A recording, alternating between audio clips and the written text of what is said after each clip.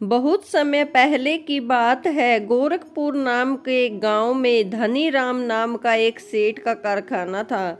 उसमें वह गेहूं और चावल का काम करता था। उसके यहाँ बहुत सारे नौकर थे, लेकिन वह रामू नाम के एक नौकर पर काफी विश्वास करता था, क्योंकि वह नौकर सभी की बातें उनसे बताता।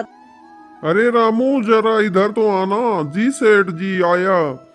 और क्या चल रहा है सेठ जी? रामू थोड़ा लेट से आया है और राजू आज काम पर नहीं आया है। वह उसे सारी अपडेट देता था।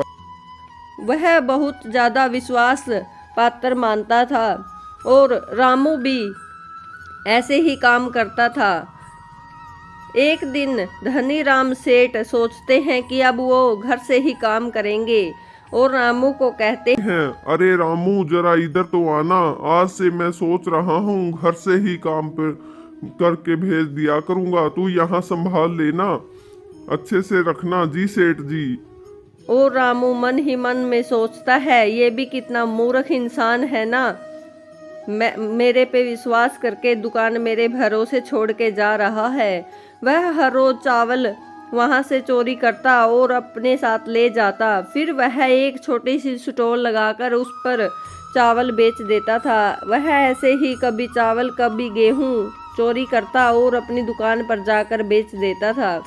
धनी राम को इसकी कानो कान खबर नहीं थी। वह उस पर बहुत भरोसा करता था और ऐसे ही रामू चावल और गेहूं ले जाकर बेचता है और बहुत ज़्यादा अमीर बन जाता है। एक दिन एक नौकर उसे गेहूं चावल बेचते हुए देख लेता है। वह सेठ के पास जाकर बोलता है, अरे तू इतनी रात को यहाँ क्या कर रहा है? सेठ जी, मैंने रामू को देखा, वह बाजार में गेहूं और चावल बेच रहा है।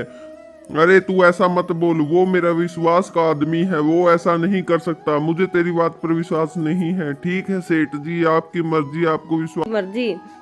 और ऐसे ही रामू चोरी करता रहता है और धीरे धीरे चावल गेहूं बेचकर बहुत अमीर हो जाता है। एक दिन जब रामू दुकान पर नहीं आता तो धनी राम सोच में पड़ जाता है। वह सोचता है कि शायद बीमार होगा। वह उससे मिलकर के आता है।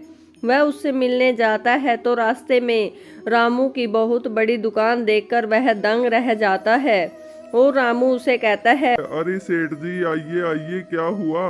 अरे तू ये क्या कर रहा है? वह सेठ को कहता है कि उसकी तनख्वाह से उसका गुजारा नहीं हो रहा था तो उसने ये काम कर लिया। वह कहता है, तूने मेरे साथ धोखा किया, मैंने तुझ पर इतना विश्वास किया और तूने मेरे साथ ये सब किया। ऐसा बोलकर सेठ वहां से चला जाता है।